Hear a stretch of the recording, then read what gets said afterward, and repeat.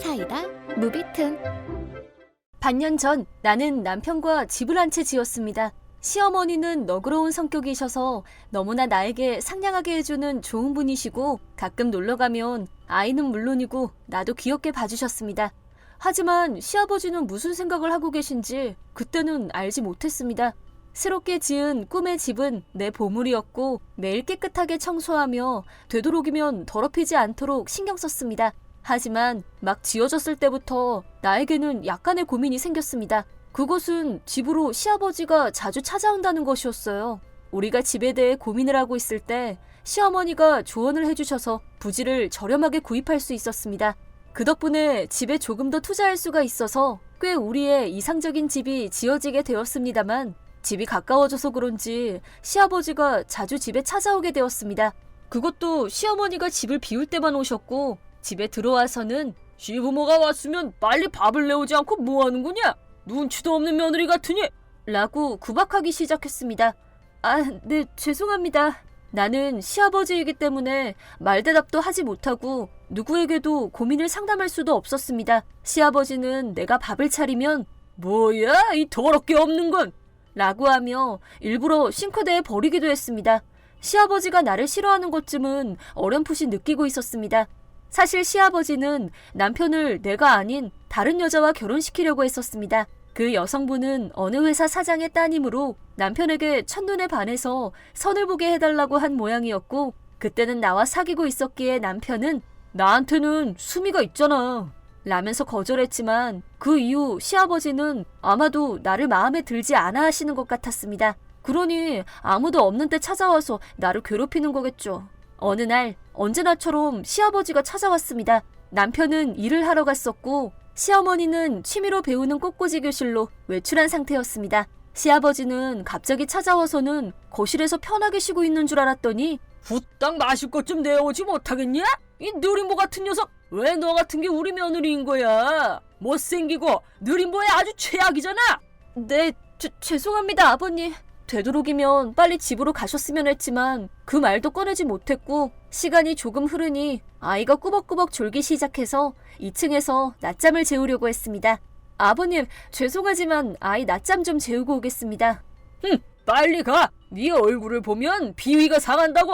아마 시아버지는 나를 궁지에 몰리게 해서 남편과 이혼시키려고 하는 모양이었습니다. 물론 나는 남편을 사랑하고 있고 시어머니는 시아버지가 그 여성분이랑 결혼시키려고 할 때도 수미라는 귀여운 여자분이 있는데 결혼시킬 리가 없잖아! 라고 하시며 우리를 감싸주셨습니다. 그런 시어머니의 남편이기에 시아버지의 괴롭힘에 대해서 말을 꺼내기는 쉽지 않았습니다. 나는 한숨을 내쉬면서 아버님 언제 가시려나? 라고 생각하며 아이를 데리고 2층으로 올라갔습니다.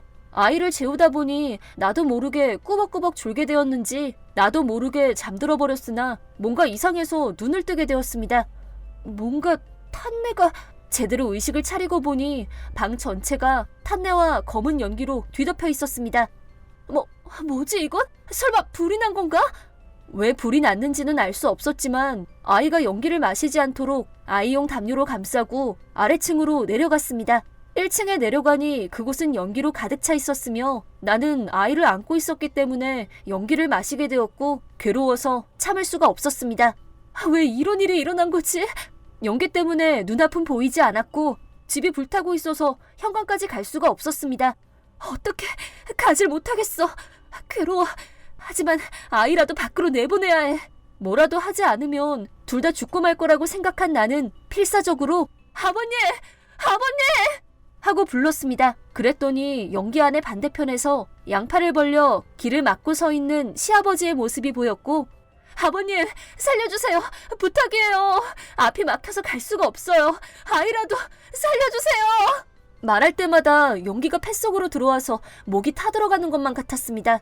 눈물이 나오면서 기침이 멈추지 않았습니다. 그래도 아이만이라도 구해줬으면 했습니다. 시아버지가 팔을 뻗으면 아이는 살 수 있는데 라고 생각했습니다. 하지만 시아버지는 내 눈앞에서 말도 안 되는 말을 내뱉었습니다. 그 쥐적거리는 녀석은 알게 뭐냐? 알아서 탈출해! 시아버지의 말을 듣고 내 머릿속은 새하얘졌습니다. 기다려요.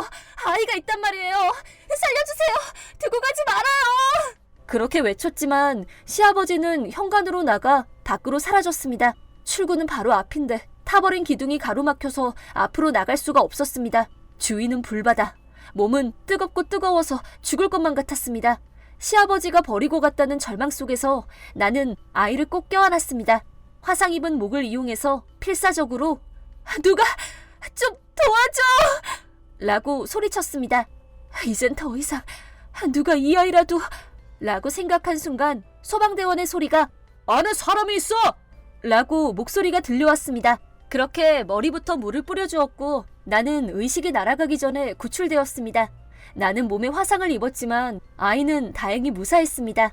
이미 도착해 있던 구급차에 실리자 나는 의식을 놓아버렸습니다. 그리고 눈을 떴을 때 나는 병원에서 침대에 누워 몸 전체를 치료받고 있었습니다. 수미야, 정신이 좀 들어? 바로 옆에는 남편이 있었습니다. 그리고 시어머니는 울고 있었습니다. 아이는 무사해? 무사해. 그러고서 나는 남편에게서 충격적인 사실을 듣고 말았습니다. 화재의 원인은 시아버지가 담배를 태우면서 졸았다는 것입니다. 미안해. 계속 아버지가 괴롭혔던 거지. 나도 어머니도 집에 왔다는 걸 전혀 모르고 있었어. 힘들었지? 남편은 회사에서 퇴근하는 도중에 이웃집 사람이 집이 불타고 있다는 연락을 받은 모양이었습니다. 그걸 듣고 서둘러서 집에 온 남편은 자신의 집에서 왜 경상을 입은 아버지가 구출되고 있는 건지 머리 한구석에서 의심을 하면서도 나와 아이의 안부를 물었나 봅니다. 그랬더니 시아버지가 그 녀석이라면 아직 안에 있겠지. 아마 살지는 못할 거야. 하여튼 이제야 겨우 사라졌네. 라고 말해서 눈에 핏기를 세우며 아버지! 대체 어떻게 된 거야? 라고 하며 멱살을 움켜쥐었지만 구급대원들에 의해 저지당해서 시아버지는 병원에 이송되었다고 합니다. 그 이후 바로 소방대원에게 구출된 나의 모습을 보고는 수미야! 수미야! 라고 하며 의식이 없는 나의 몸을 필사적으로 붙잡았다고 합니다. 그러고 나서 아이와 함께 구급차에 타고는 내가 구급처치를 받는 동안 남편은 경상을 입은 아이도 봐달라고 한 모양이었습니다. 하지만 그 후 화재의 원인은 시아버지가 태운 담배로 인해서 그런 것이라고 듣고는 시아버지를 몰아붙였다고 합니다. 그랬더니 시아버지는 남편에게 네가 저런 여자랑 결혼하니까 그런 건 아니냐?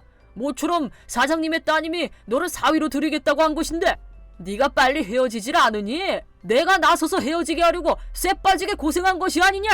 웃기지 마. 아버지가 담배를 태우다가 졸아서 불이 난 거라고. 수미는 죽을 뻔했단 말이야. 빨리 뒤져버리면 너도 독신이 되었을 걸 아니냐? 하지만 어차피 화재로 화상을 입었을 테니까 이왕 이렇게 된 거 버리기 딱 좋을 때 아니냐? 이 새끼가! 남편은 시아버지를 감정이 흐르는 대로 마구 때렸습니다. 시아버지도 병원에 있었기 때문에 놀란 간호사들이 막았지만 그때는 이미 시아버지의 얼굴은 피투성이가 되어 있었다고 합니다. 그렇게 해서 시아버지는 담배를 태우면서 존 것에 대해 신문을 받게 되었습니다. 사정 청취를 하는 동안 시아버지는 담배를 태우면서 존 것이 아니라 고의로 담배를 방치했다는 것으로 알게 되어 시아버지는 방화범으로서 철창에 갇히게 되었습니다. 남편은 시아버지에게 아예 감옥에서 뒤져버려. 그리고 우리 앞에 다시는 나타나지 마! 라고 말했습니다. 시어머니도 시아버지와의 이혼을 결정하고는 나에게 정말로 미안하구나 라고 무릎 꿇고 사과하였습니다. 그 화재 때문에 나는 팔과 다리에 화상 자국이 남아버렸지만 아이는 무사했기에 후회는 하고 있지 않습니다. 그리고 남편도 전과 다름없이, 아니 전보다도 더 소중하게 대해주고 있습니다. 시아버지는 평생 용서할 마음은 없고 남편은 아니지만 어딘가에서 객사나했으면 좋겠다고 생각했습니다. 하지만 3년 후 시아버지가 감옥에서 뇌경색으로 죽었다고 들었습니다. 설마하니 갑자기 시아버지가 돌아가셨을 거라고는 생각하지 않았지만 아무도 시신을 모시러 가지는 않았기 때문에 그 이후에는 어떻게 되었는지는 알 수 없지만 그에 맞는 말로라고 생각하고 있습니다. 이번 영상은 어떠셨나요? 재밌게 보셨다면 구독, 좋아요에 댓글까지 달아주시면 감사하겠습니다. 그럼 다음 영상에서 만나요.